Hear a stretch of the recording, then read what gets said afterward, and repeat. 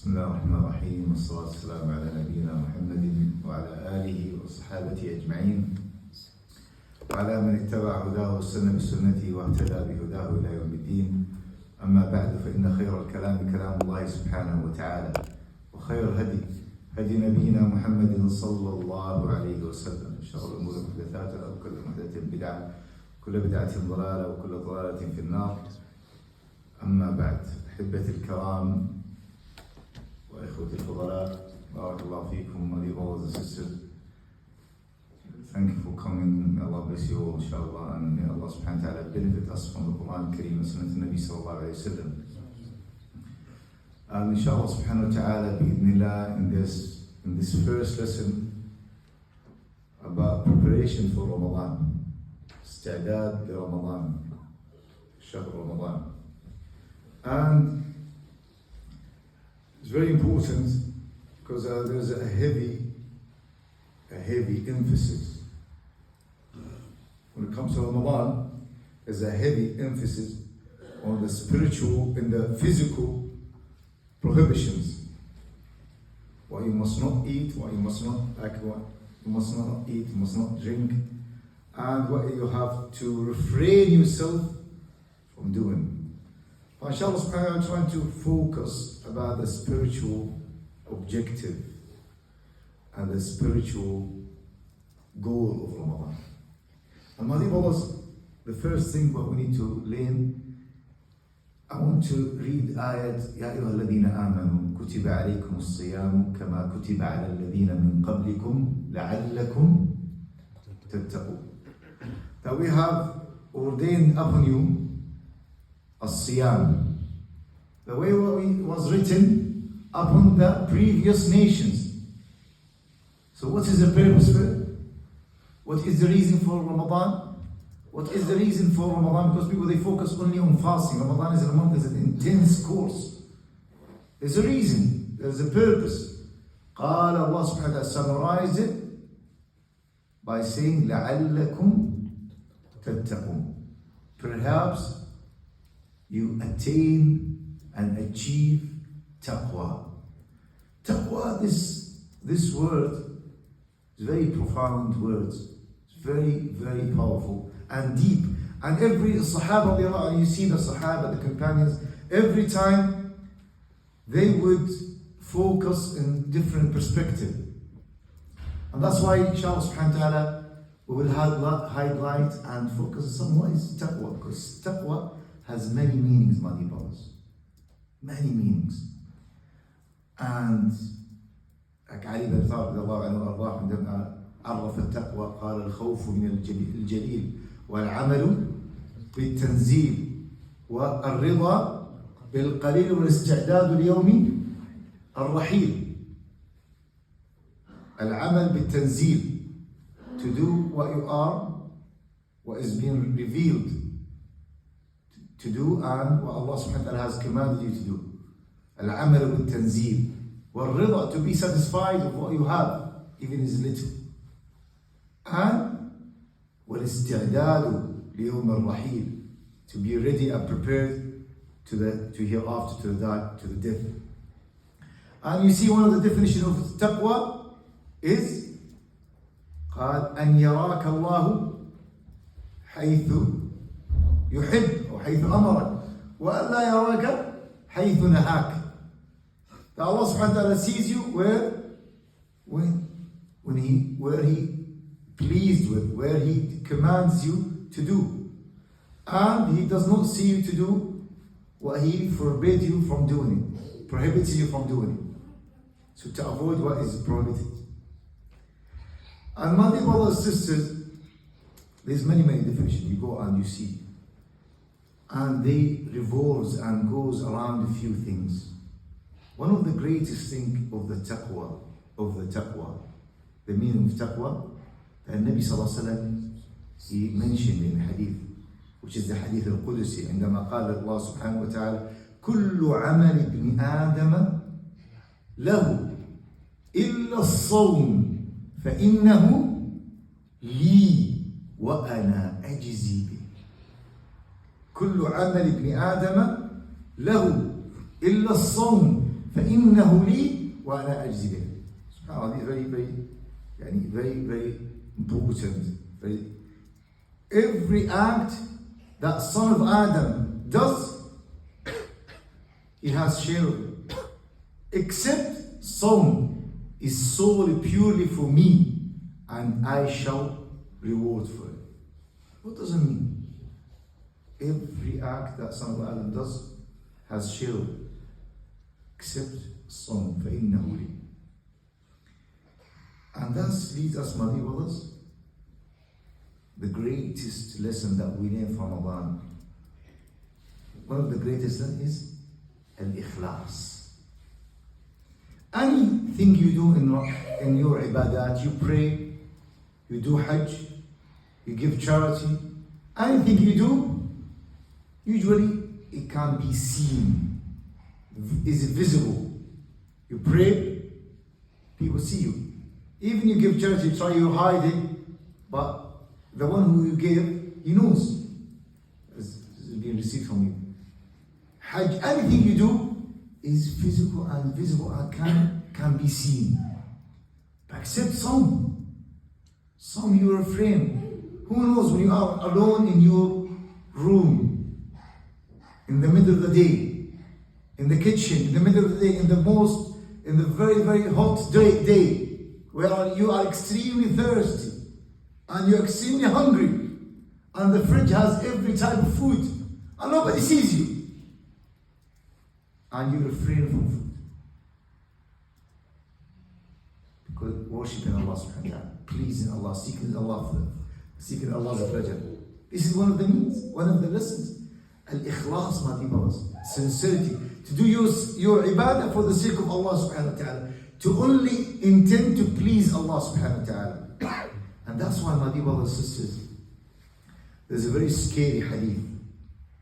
Abu Hurairah radiallahu anhu, every time he would narrate this hadith, if he was standing or sitting, he would bow down, or he would sit down. He cannot handle it. He couldn't handle it. It's very heavy. And this hadith, my dear brothers, wallahi, none of us is safe. None of us is secure. عندما قال النبي صلى الله عليه وسلم أول من تسعر بهم النار ثلاثة. أول من تسعر بهم النار ثلاثة.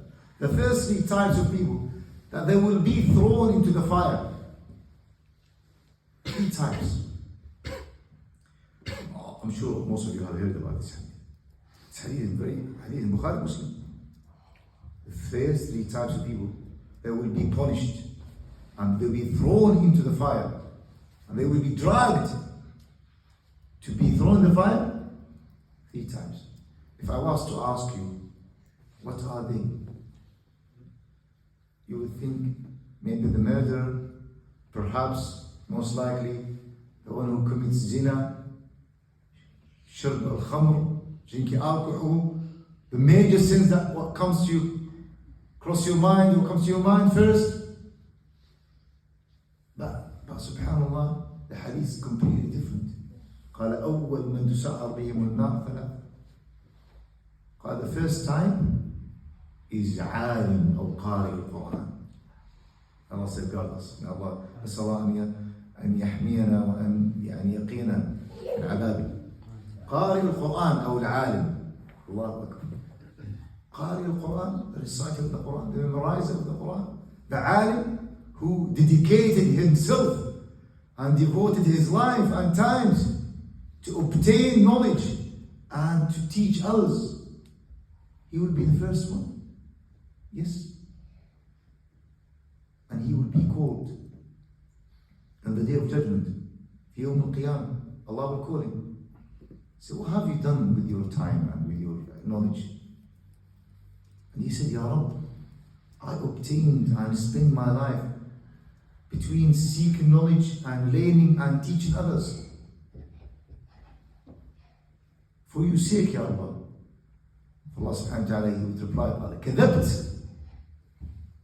إنما تعلمت وقرأت القرآن ليقال عنك قارئ أو عالم. وقد قيل. ثم يؤمر فيسحب على رأسه ثم يكب على رأسه في نار جهنم.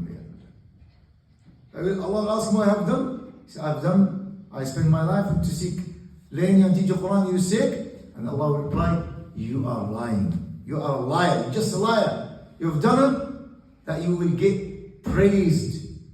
And people, they will praise you. It was such and such. He's a fame. He's a pious person. He's a very great alim, scholar, mashallah. And you did it for your fame and for your prestige. And you have gained and received the reward in dunya. People, they spoke about you. That's it. And then Allah subhanahu wa ta'ala will order them to be thrown and to be dragged and thrown into the fire in his face. The second one, قال ماذا المجاهد, the one who fought for this case, for the cause of Allah, to aid the weak people, the vulnerable, to help them, to remove oppression. He was such a brave person, and he sacrificed his life. The most precious in your life is your nafs, is your life. So he would be brought up and he would be called out, and Allah would call him and say, what have you done? He said, Ya Allah, I fought for your sake to bring aid to your religion. Ya Allah, I've done, and then I was murdered for your sake. Allah subhanahu wa ta'ala said to him, كذبت إنما قاتلت ليقال عنك شجاع وقد قيل ثم يؤمر برأسه ثم يؤمر بوجهه فيكب على وجهه في نار جهنم. You did that to be said that so and so is such a brave, is such a what? Brave, and that people, they say about it and you got it. The third type, my dear brothers, is al-mutasaddiq, the charitable person. Used to give money, used to give charity, and mashallah, he spends it, he builds up a masjid, mashallah. And then Allah subhanahu wa ta'ala said, what have you done with your money? He said, Ya Allah, I've done it for your sake. Allah said to him, kadabta.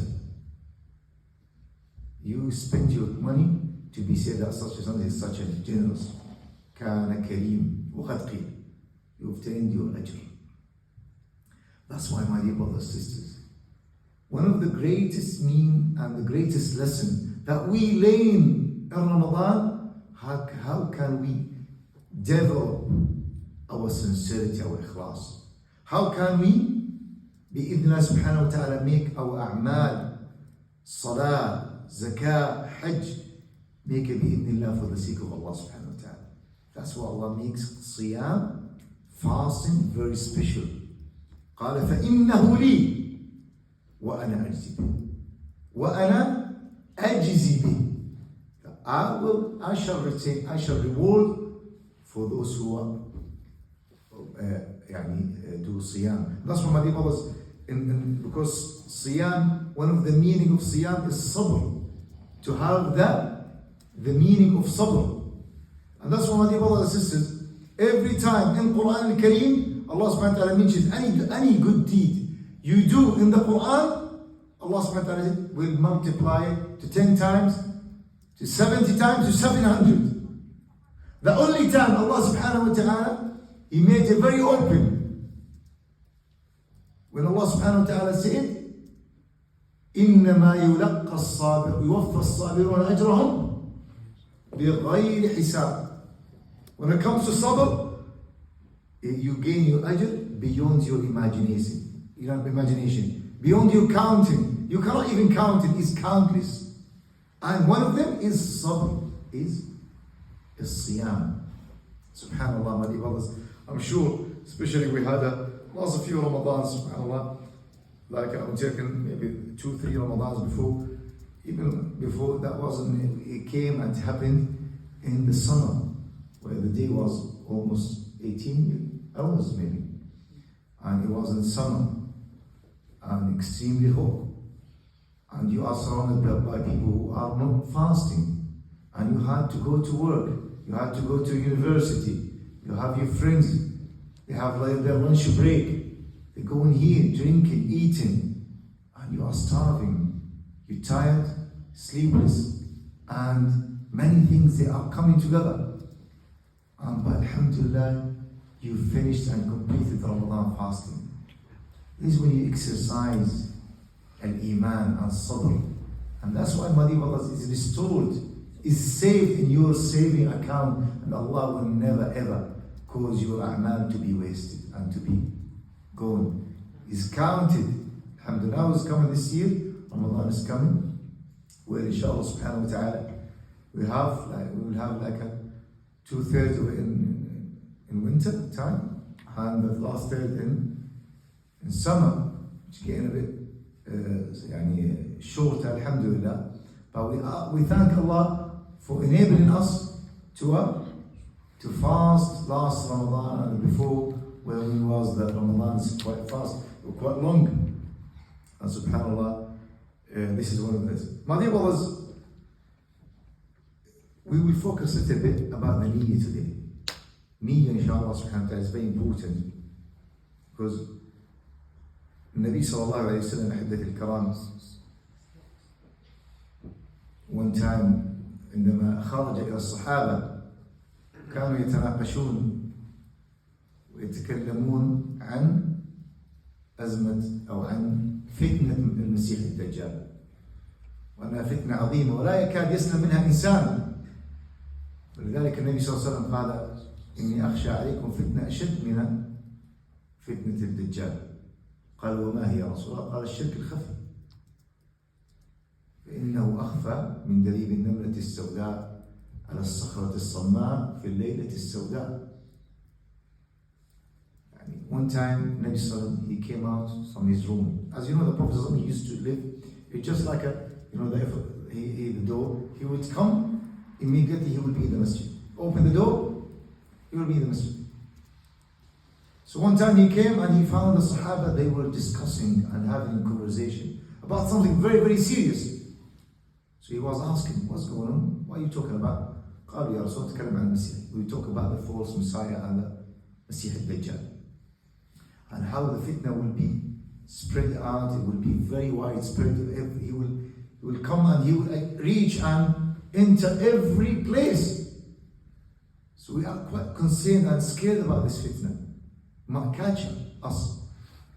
قال, should I inform you of something that I fear for you more than the danger of the Masih al-Dajjal? قال, yes ya Rasul, of course. قال, الشرك الخفي, hidden shirk. Hidden shirk. What is hidden shirk ya Rasulullah? قال الرجل يقوم يصلي فيزين صلاته لكي يرى الناس. A person stands to pray, but he would beautify his salah, he would prolong his recitation, he would make his ibadah more beautiful and more focused, because he's seen by others. And this is something is very, very hidden. And it's madibas is ongoing, but every time, subhanAllah, every time, and I'm saying none of us safe. Is a continuous battle. Every time you come, you pray, you read Quran, you do charity, any kind, any type of ibadah, you will be tested and afflicted with this ibadah, with this fitna. Every time will shaitan come, and you will come and try to corrupt your intention. MashaAllah, you read the Quran, you pray in the masjid, you do charity, you read in Quran, you come in, you do that, and you go, oh. And then people, they would praise you, you're looking for, you're showing off. And this is one of the madibas we need to pay attention. And that's why the ulama, they said, is a sign of sincerity is always to question your sincerity. Every time to say, why am I coming to the masjid? Why am I praying? Why am I doing that? Or for the sake of Allah? Am I doing that to impress others? Am I doing that to get praised? No. Why am I coming? Why do I pray? And every time when you accuse yourself, and every time you feel like, no, I need to work on my intention, this is a sign of sincerity.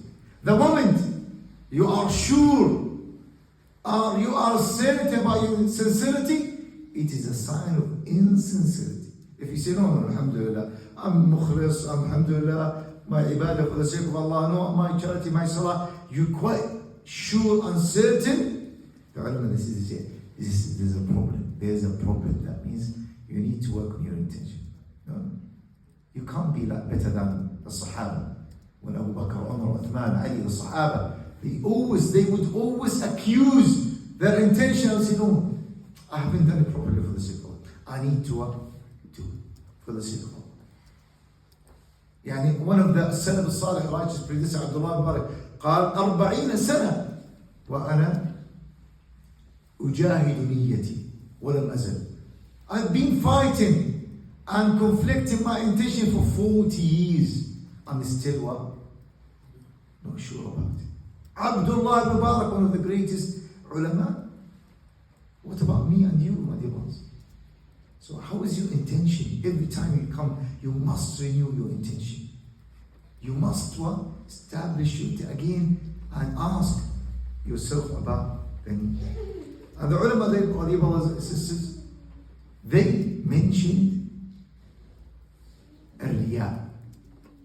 3 types of riya, or let us say 3 categories, where you can, inshallah subhanahu wa ta'ala, hopefully you can navigate and you can understand the intention. The first type, when a person wants to do any good deeds, his intention, whenever at a time he wants to do good deed, he wants to pray, to give charity, to read Quran, he only does that if he is seen and observed by others. If nobody sees him, he wouldn't do that. And this is the shirk, which is absolutely, his amal is absolutely rejected and absolutely what? Refused.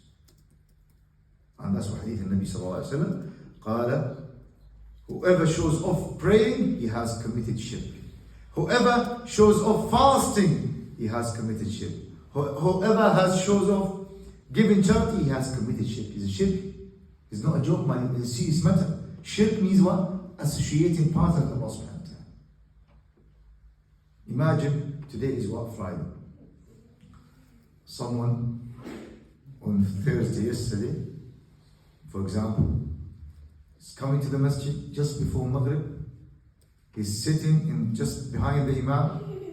Then he took out of his pocket the tamar, water, sitting, is seen by everyone, and he came before Maghrib, and he waits purposely until the Maghrib adhan is done. Actually, he did not say to anybody, I'm fasting, but everyone would understand he's what? He's been fasting. In his intention, what is it? Showing off. And that's why, my dear brothers and sisters, whoever shows off fasting, he has committed sin. And imagine that person who took out his date and water in front of him, but he's not even fasting. That would be even worse, actually. Yeah, that's really bad. That's my dear brothers. That's why it's very, very important to understand. Imagine, this is the first type of riya, showing. The second type, my dear brothers, the ulama will mention, when a person performs an action for the sake of Allah, for the sake of Allah. Initially, he comes to the masjid for the sake of Allah. But then, when he's coming, he was seen by someone. So, when he was seen, when he came to the masjid, he started praying. Initially, he initiated the reward, the intention, Ya Allah, praying for the sick. But someone, he sees him, that person, he's very regular. He comes to the masjid every time. And then in that moment, when he hears that praise, he started what? Beautifying, prolonging, making his salah better. So from the beginning, his ibadah, his intention was for the sake of Allah. But then the corruption came afterwards. So that the intention was, what is that? And that's why Nabi sallallahu alayhi wa sallam in the hadith قال Allah subhanahu wa ta'ala will say to those who practice riyah, when he's taken to account of people's deeds on the day of judgment, أنا أغنى الشركاء عن الشرك اذهبوا إلى من تشركون فليعطوكم شيئا من أجر كما قال النبي صلى الله عليه وسلم. Go to those whom you used to show off your deeds and see if you will find any kind of reward with them. Can they give you reward? And the ulama said, subhanAllah, is scared that your ibadah is rejected. The third type, my dear brothers, and the third category, a person does good deed, alhamdulillah, for the sake of Allah, prays, fasts, whatever, and he does not care about that, about people. He does not care about praise. He does not care completely about people, what they say and what they think. But after he's done his ibadah, people praised him. People acknowledged his good deeds. And then you can't help it sometimes. You get happy. You don't care about them, but at the end what? Like the Nabi sallallahu alayhi wa sallam قال عن هذا الرجل يعني يحمد على فعل أعماله الطيبة الصالحة. فماذا قال النبي صلى الله عليه وسلم؟ قال تلك عاجل بشر المؤمن. النبي صلى الله عليه وسلم was asked by Abu Darda لما قال يا رسول الله, a person, what about a person who did a good deed for the sake of Allah subhanahu wa ta'ala, but people appreciated him and they praised him after he finished. قال, this is a glad tidings for the believer. This is glad. There's nothing to do with the riyah. But he has to be very careful that next time he does not do it to gain praise. And this is, my dear brothers, what we need to know about the riyah. So the Ramadan comes to purify our intention. Comes to be idhna subhanahu wa ta'ala. When we come to Ramadan, every time we pray and we practice the 5 daily prayers, the salah, zakah, hajj, every time you need to, your intention to work on intention. That's what my dear brothers and sisters, the ulama, they said, how can I work on my intention? How can bi-idhna subhanahu wa ta'ala develop my sincerity? How can I, inshallah subhanahu wa ta'ala, bi-idhnillah, get close to Allah, that my intention is purely for the sake of Allah? First of all, my dear brothers and sisters, الدعاء, to ask Allah. الدعاء كما كان أبو بكر رضي الله عنه وأرضاه. أبو بكر رضي الله عنه وأرضاه عندما النبي صلى الله عليه وسلم, يعني تخيلوا, يعني أبو بكر صديقه هو من أعظم الناس, يعني من مثل أبو بكر. وسأل النبي صلى الله عليه وسلم, وسئل حتى من أبو موسى الأشعري, كيف نتقي الشرك الخفي؟ فقال النبي صلى الله عليه وسلم بهذا الدعاء, اللهم إنا نعوذ بك من أن نشرك بك شيئا نعلمه ونستغفرك لما لا نعلم. First thing, one of the Sahaba, when he came to the Nabi sallallahu alayhi wa sallam, he said to him, Ya Rasulullah, how can I protect myself? How can purify myself and purify my intention and protect myself from the shirk? قال, by making the dua, اللهم إني أعوذ بك من أن أشرك بك شيئا أعلمه وأستغفرك لما لا أعلم. Every Muslim, my brothers, wallah, every single one of us in this room, and sisters, you must say this dua every salah. Because you don't know, wallah. Your ibadah gets corrupted sometimes, and you need to purify. You don't want your ibadah to be wasted, to not be counted. Allahumma inni a'udhu bika, oh Allah, I ask you protection, I seek refuge in you from associating partners with you, with something which I'm aware of it. And a'udhu bika min an ushrika bika shay'an a'lamu. And I seek refuge in you of what associated partners with you in my ibadah that I'm not aware of. First one, I'm aware of it. The second one, I'm not aware of it. That's why my brothers, every time, اللهم إني أعوذ بك من أن أشرك بك شيئا أعلم وأستغفرك لما هذا كان من دعاء النبي صلى الله عليه وسلم. And that's why, my dear brothers, Nabi Sallallahu Alaihi Wasallam, every time, Fajr Salah after the Fajr Salah, because my dear brothers and sisters, the ilm, what you learn, the ilm, what you gain, is either an argument and evidence for you or against you. And Nabi after Fajr every day, كان يدعو من دعائي اللهم إني أسألك علما نافعا. Oh Allah, I ask him a beneficial knowledge. And how can I define beneficial knowledge? Beneficial knowledge, that it is what is practiced, what is implemented, what is applied. Because you can have information, but if you don't apply it, it just stays information. Imagine there's a fire, and you have information that if you put your finger in that fire, it burns.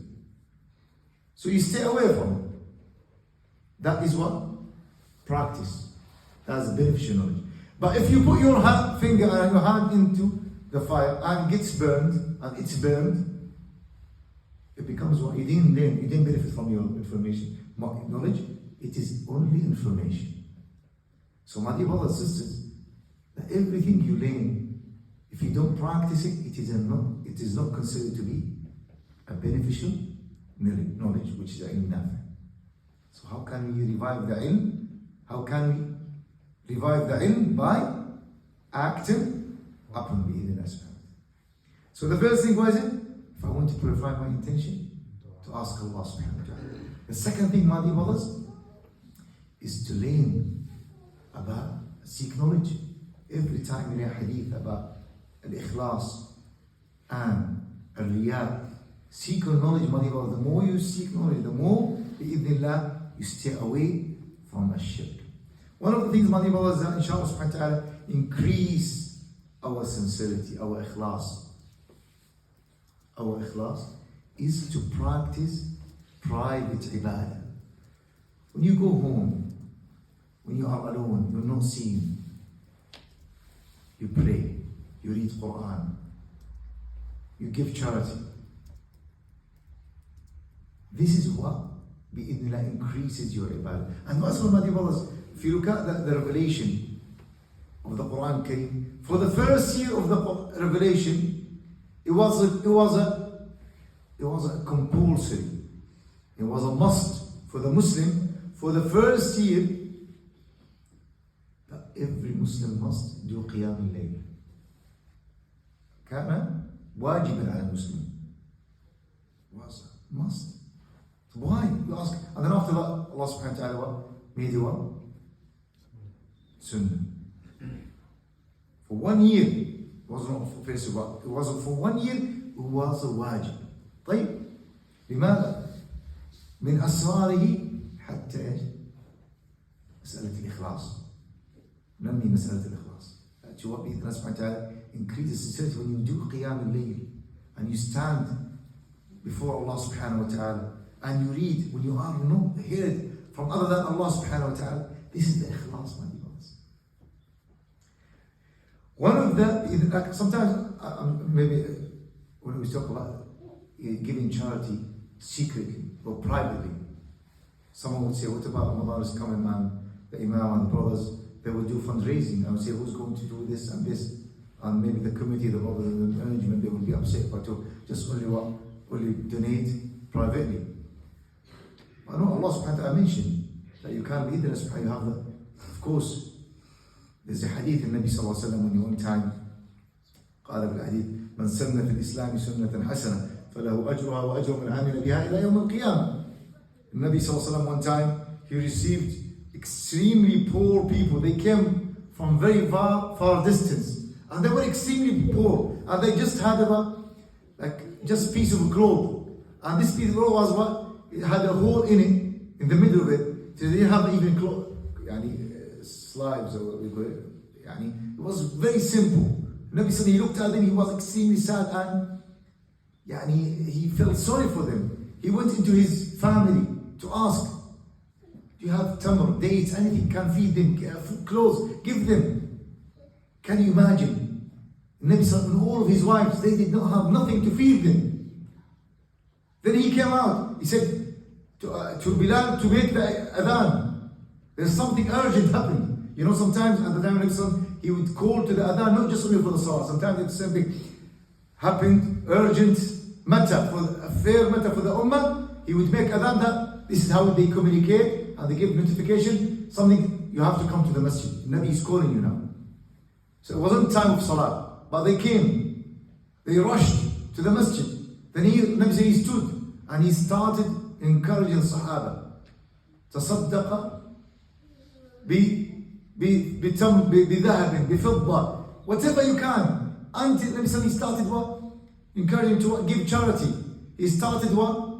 Talk about if you have gold, silver, clothes. And he goes down until he said, even you have what? Half of a date. Come bring it and help your brothers. Sahaba radiallahu anhum, they went and then they came back. The first one who started and who encouraged, قال فأنصاري جاء وكادت يداه تعجزان عن حمل صرة من الفضة. That he was barely able to carry silver, amount of silver that was like he collected from his house, and he put it in front of the Nabi Sallallahu Alaihi Wasallam. He was the first person to take initiative and to take action. And when the Sahaba they saw the first one, everyone was encouraged by him. After when he finished and there was 2 piles of clothes and food in front of him, he was so pleased. And he looked at the Sahaba, the first one who took initiative, and he was the first one to take action. قال من سن في الإسلام سنة. Everyone who revives and starts off a sunnah, hasan, that means a good sunnah, he takes any initiative, he will get the reward of his action and the rewards of those who follow him until the day of judgment. Imagine. So now coming back to the point where with sincerity, we talk about giving charity when we do fundraising.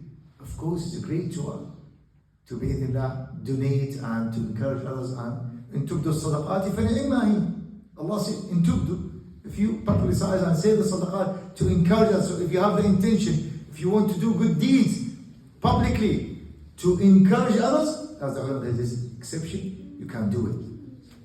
Because to encourage others, and inshallah others they will imitate you, they will inshallah follow you. And this is the reason. And maybe sometime after that you can do something similar when you are. And my dear brothers, this is one of the means and objective of Ramadan, sincerity.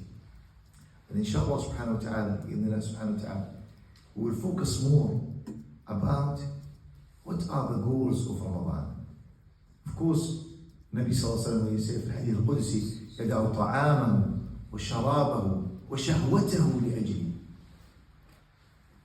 When you look at that, Allah subhanahu wa ta'ala, when he said Ramadan, you show your obedience. Because when we define the Islam, what is the definition of Islam, by the way? Who knows? Let's give and take. Huh? Submission. الاستسلام والانقياد لله سبحانه وتعالى بالطاعة. To submit to the will of Allah subhanahu wa ta'ala. Submission.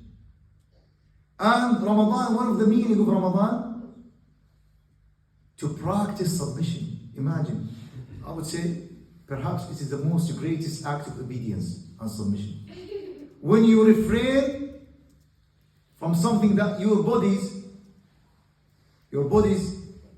are naturally and inclined to it. Yani you refrain from eating, drinking, having a relationship with your wife, and you refrain from that for the whole month. This is the greatest means of what? Being a slave. Allah wants you to control your desire. Allah wants you to understand, listen, Ya Abdullah, remember your purpose of this, the very purpose of being on the earth is وَمَا خَلَقْتُ الْجِنَّ وَالْإِنسَ إِلَّا لِيَعْبُدُونَ. That's why يَدَعُ طَعَامَهُ وَشَرَابَهُ وَشَهْوَتَهُ لِأَجْلِ. So you remember that the most greatest, and that's why my dear brothers, يعني, imagine, again, you refrain from marital relationship. And you look at it, because usually Allah subhanahu wa ta'ala wants you to be grateful. And to one of the purpose of Ramadan is to do dhikr. Do dhikr Allah subhanahu wa ta'ala. And these are the goals. And usually we are distracted by food, drink, and one of the distraction is even having one wives and relationship, marital relationship. And that's what Allah wants you clearly to stay away. That's one of the strictest and the most strictest kafara in Sharia is the kafara of have a relationship with you, intimacy in Ramadan. It's not an easy, it's not a joke. Free a slave if you can, then fast 60 consecutive days. It's not a joke. So Allah wants us to control our desire. Clearly that Allah is telling us, this is a great indication. Listen, your desire, your lust has to be controlled. And that's why you need to, if you really want to enjoy the akhirah and to gain rewards, you have to control your desire. And that's why Nabi sallallahu alayhi wa sallam, he قال, very important for the shabab, يا معشر الشباب من استطاع منكم الباءة فليتزوج ومن لم يستطع فعليه بالصوم فإنه له وجاء فإنه أحصن الفرج وغض للفرج غض للبصر وأحصن للفرج. Nabi sallallahu alayhi wa sallam said, for the shabab, or the shabab, or the youth, if you are ready, if you are ready, when you talk about ready for the shabab, means financially, mentally, and physically. Of course, physically everyone is ready, mashallah. But we're talking about financially and mentally. Is ready. Get married, bismillah. But if you know, then what can I do now? I'm surrounded by so many temptations. And Ramadan is coming. Everyone is hooking up with his own friends. And everyone is going around. And there's people, they're eating, drinking. And people what? Going outside, whatever. And me, I'm fasting. I can't even drink. I can't even what? Eat. I can't have my breakfast. I'm a young man, you know. What can I do? So Nabi Sallallahu is telling us, فَعَلَيْكَ بِالصَّوْمِ. This is the prophetic way. Why? قال فإنه أحسن للفرج وغض البصر. He will help you to what? Lower your gaze and protect and fortify your private, control your private part. Because as you know, my brothers, as men, the Prophet told us, if you assure and guarantee that you control between your mouth, your lips, and between your legs, I will guarantee you, assure you, Jannah. Because the most of the sins, they come from these two parts. And that's why the Nabi Sallallahu Alaihi Wasallam, who was al-Sadiq al-Mazduq Sallallahu Alaihi Wasallam. And Ramadan is coming to what? To teach us how can we control in Ramadan our tongue and our desire. You always complain about, well, I want to get married. I'm ready, but my parents, they don't allow me. Ramadan is coming to teach you a lesson. Ramadan is coming to sort you out. Don't complain about, okay, you're not ready, man. Just be patient. Ramadan is coming to teach us sabr.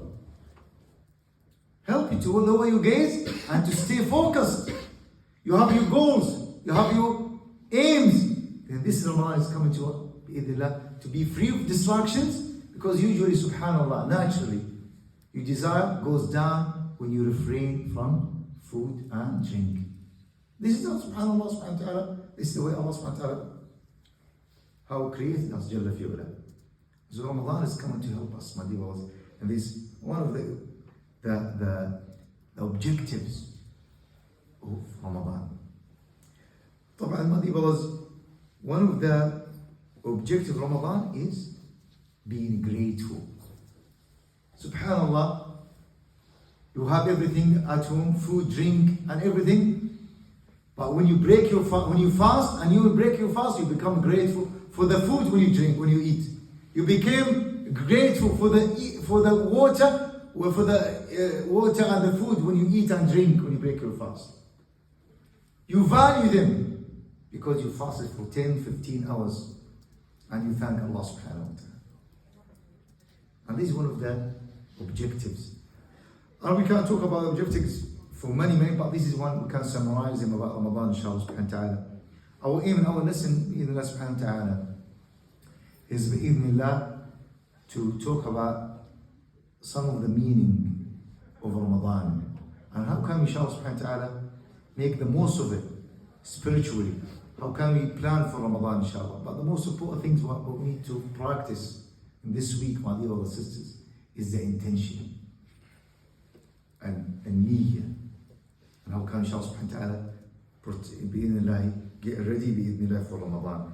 Inshallah we will focus more about the ahkam, the fada'il al-siyam, fada'il Ramadan, the virtues of Ramadan. What did Allah say about it? What are the ayat? Why did Allah mention them in the Baqarah?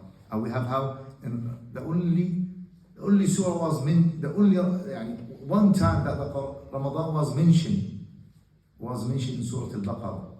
Why did Allah only mention Ramadan in Surah Al-Baqarah? Only. You find Zakah is being mentioned in many surahs. You find Salah mentioned in many surahs. But Ramadan was only mentioned in Surah Al-Baqarah. And 5 ayahs, they are about Ramadan. And in the heart and the essence of these ayat is the ayat in the middle of this, which is ayat ad-du'a. وَإِذَا سَأَلَكَ عِبَادِي عَنِّي. Again, to be idhnillah subhanahu wa ta'ala, redirect us again. One of the objectives of Ramadan is ad-du'a, to supplicate to Allah subhanahu wa ta'ala.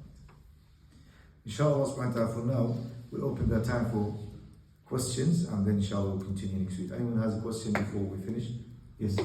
You mentioned 3 types of showing off. I was wondering if you quickly brief, go over them again. Who can help him, inshallah? I'm not going to repeat it. So, who can help him? Yes. The first is a person who they only do deeds when they know people are watching them. And this is obviously completely shirk.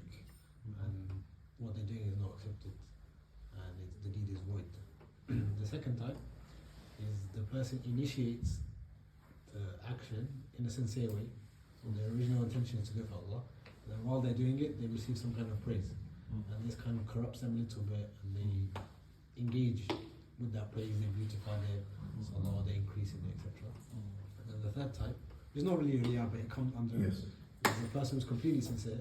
They don't care about what the people say about them, and then they get praised afterwards. And maybe you have a bit of a feeling, but because the person doesn't really care, and they're just doing it for Allah, inshallah what they're doing is accepted. But they have to be careful about their intention every time. Jazakallah khair, mashallah. Yes. What about the one who doesn't do good deeds because of people? So, for example, he wants to do good deeds, but because there are people around him, so he doesn't do it because of people. How can you know they are? That's a good question. That was the point I missed. I wanted to speak about it. Someone does not come to ask, you see a brother, why are you not coming to the masjid? Well, I don't want to be seeing people, they will praise me, then it will corrupt my intention. I'm afraid of riyah. He does not give charity, he does not do because of that fear. I would say the shaitan has one. That's what the shaitan he wanted. At the end, shaitan he has different ways. The first way, he comes to corrupt your intention by making you do it for the showing off. If you don't do it at all, you saved his time from the beginning. Alhamdulillah, I won the battle before even I started it. No, we say that's absolutely wrong. You do it and you come to the masjid and you do a good deed and you keep fighting and battling it. It's ongoing battle. It will never end up until when? When is going to end this fight? When is going to end? Exactly, until you die. The day of death. So no, don't let shaitan win by saying, oh, I'm not going to do that, because that fear will stop you from the ibadah at all. That was shaitan he wanted. So you come, you fighting it, you battling it. Every time you know, this time I feel like I gave maybe 30%. Next time I'm 50%, I want to do it. Next time 70%. Every time you trying to be that. Don't let shaitan get the best of you. So every time battling. This is the life. You grow through resistance and struggle. You grow and you get stronger through struggle and resistance, inshallah. Jazakallah khairan. That's why the Sahaba, they never give up.